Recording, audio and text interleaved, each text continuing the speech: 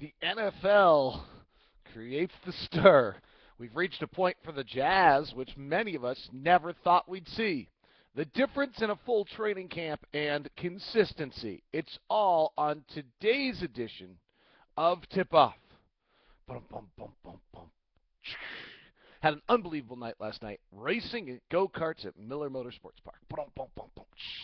Put it on the list. Fun thing to do. Kids are over about 8 or 9 or 10. It'd be great. Get out there with the buddies, and let all the adrenaline flow. How you doing? Yeah, we had a good time last night. We took about 20 guys out there, and I hope nobody got too hurt because way too much testosterone flowing. We had a nice time.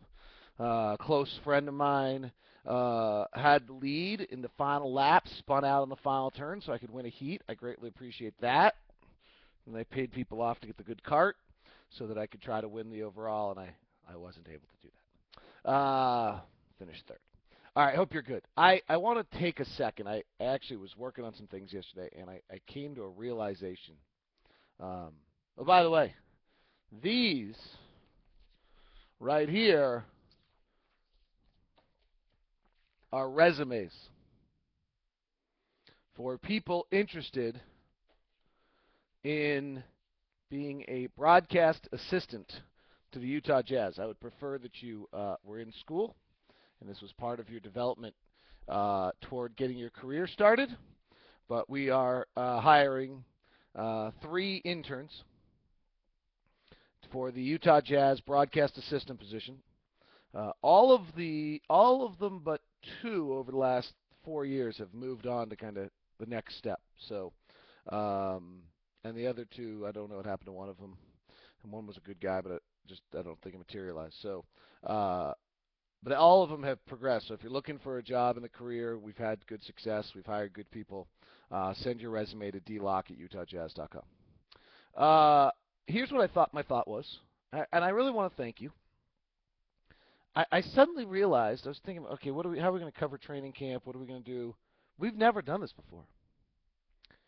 We have yet, the tip-off and this kind of one-on-one morning podcast relationship, whatever it is, has never done a full NBA season before. I started this, I don't know when I started this. I know I stopped doing radio in February, and then I think I started this shortly thereafter, or maybe around there. But we have not done a full NBA season together. This will be a first.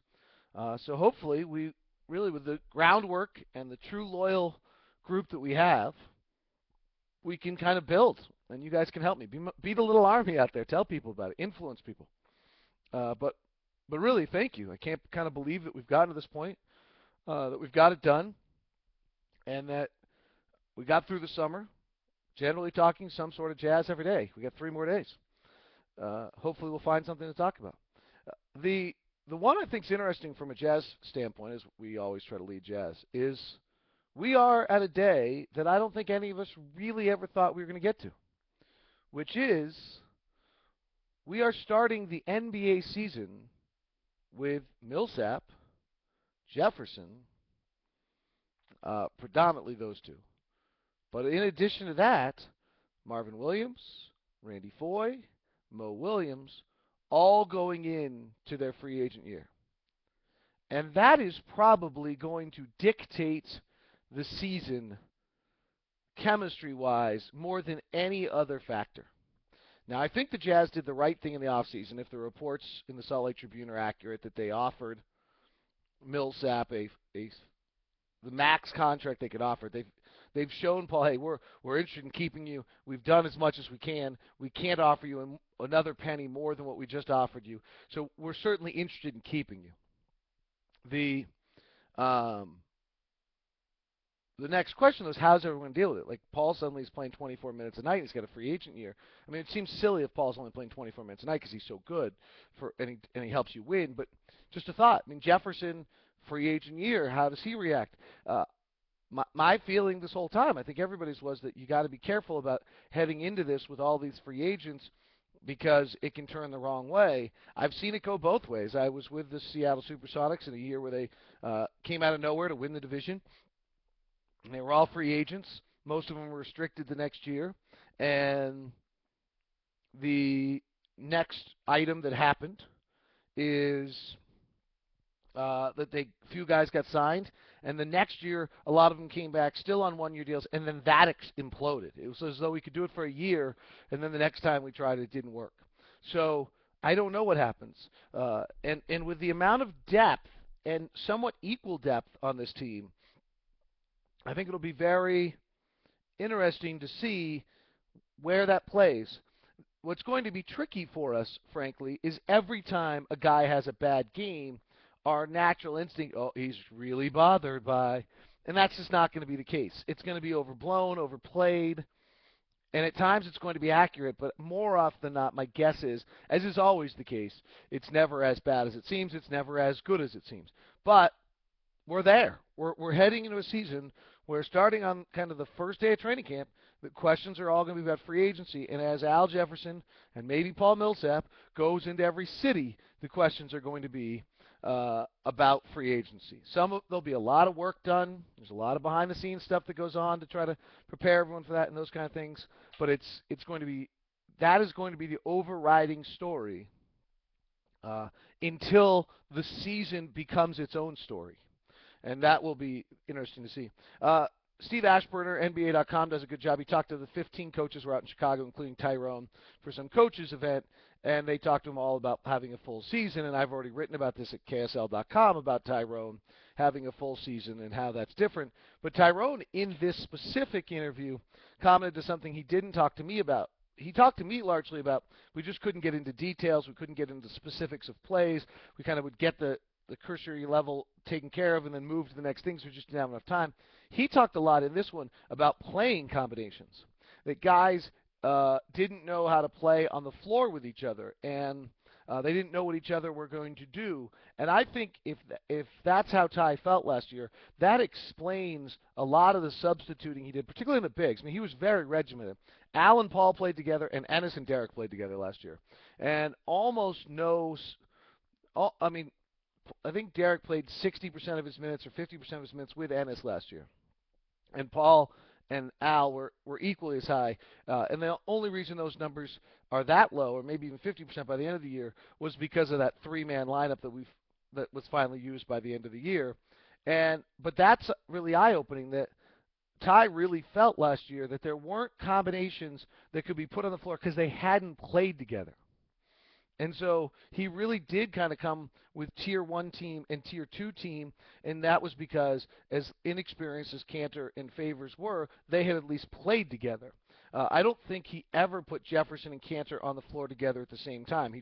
And I think that makes sense. Defensively, it seems like it's a very slow lineup and would be awfully hard for it to defend, but it still was interesting to see that. And just getting a full training camp, playing around, being able to do different things, changing teams and scrimmages, having 8 preseason games, being able to go through the regular process of, first game or two, just see where you are, then start working different groups, then final 2 games, get ready for the season. That most coaches go through in the preseason will be valuable as well. So it was, and a lot of other comments weren't as from other coaches. 15 coaches got interviewed in this. The other one that a lot of them talked about, Lawrence Frank talked about this, Dwayne Casey talked about it, was the relationship with players. That, particularly for the new, Mikhail talked about this previously, that for the new coaches, when they started into the season, it was like, hello, let's get to work. And there wasn't any building of relationships, and that probably wasn't as big a deal for Ty in the sense that he knew some of these players and he'd been with the franchise before, but it probably was a little bit they all kind of were wondering, well, what's Ty going to be like as a head coach? This is his first year with a training camp, and it wasn't a good model to take place. So a lot of stuff that I think had impact last year that will be different this season in many, many fashions. All right, let me get to the controversy of the day. Actually, one more Jazz thing. Let me go to the Google Voice and our call-in number. I got a question yesterday I thought was a great one. You can always call in at 801-200-3738. That's 801-200-3738. 801-200-3738. 38. If you're on YouTube, you will probably have silence for about 15 seconds. I will certainly reshape the question.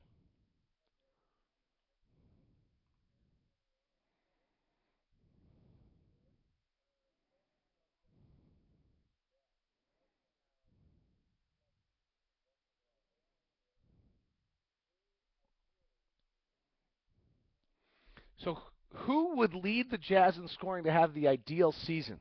It's a really interesting question. I think the answer is Al Jefferson. Um, I can't really imagine that Jefferson has great value to the Jazz unless he is that leading scorer. Um, but I like the question because he clearly thinks there's another answer. And so if Gordon Hayward were to burst forward and become a higher level player and be a 16, 17 point a game guy, and Favors were to burst through and start getting everyone's time, so he's suddenly at 14, 15, does it bring Al far enough down? I don't think so. I think the real question is maybe the caveat to that question, and I like it, is who leads the team in scoring at what number? Last year, if you look at the Jazz, and I don't have it off the top of my head, but I think Al was right about 19 and Paul was right about 17. And, maybe they're going to slide down a little bit because Favors is going to play more and each of them are going to play a little less. Al just does what he does, though, when he's on the floor. So if Al plays 30, he's scoring 19.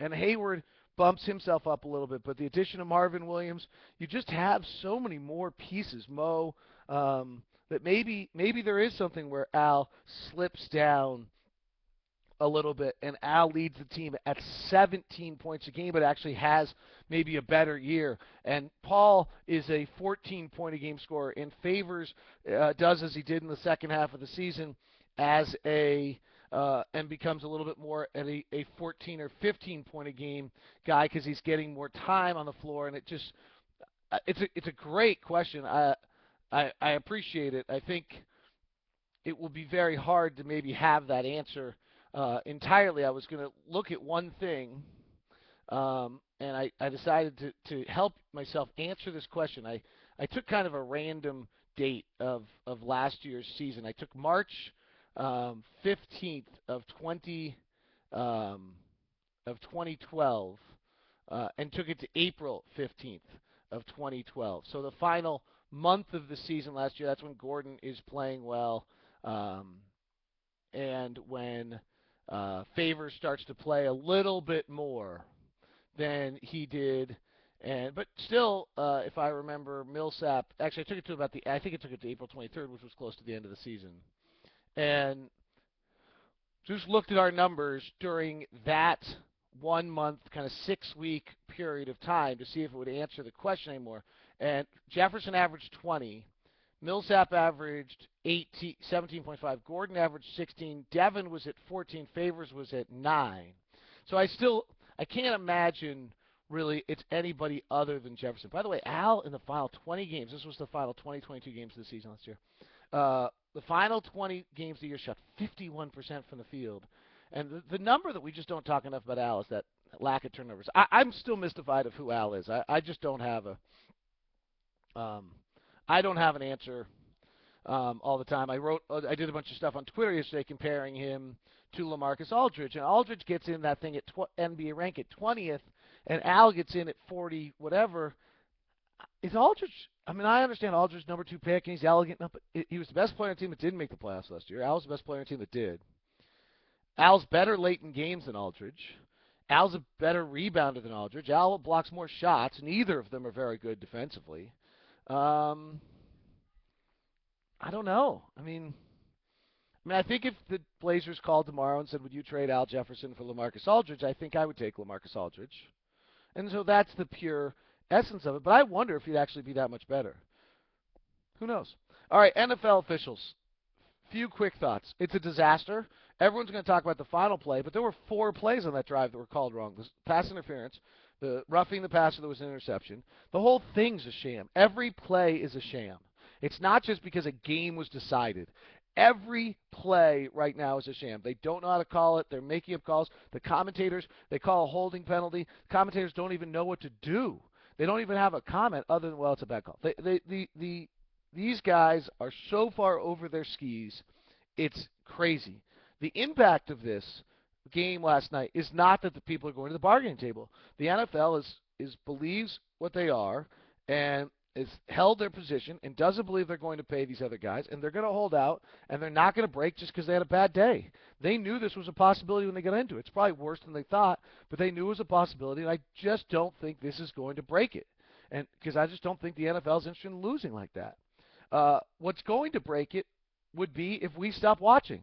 If there is a noticeable 20%, 30% dip in TV ratings over the weekend, that we as a fan, and frankly we should, with this day and age of Twitter and Facebook and social networking, we really should organize. And we should say that, hey, week 4 is not that important. We're all not watching. We're not turning on the television for week 4 until you straighten out what you're doing.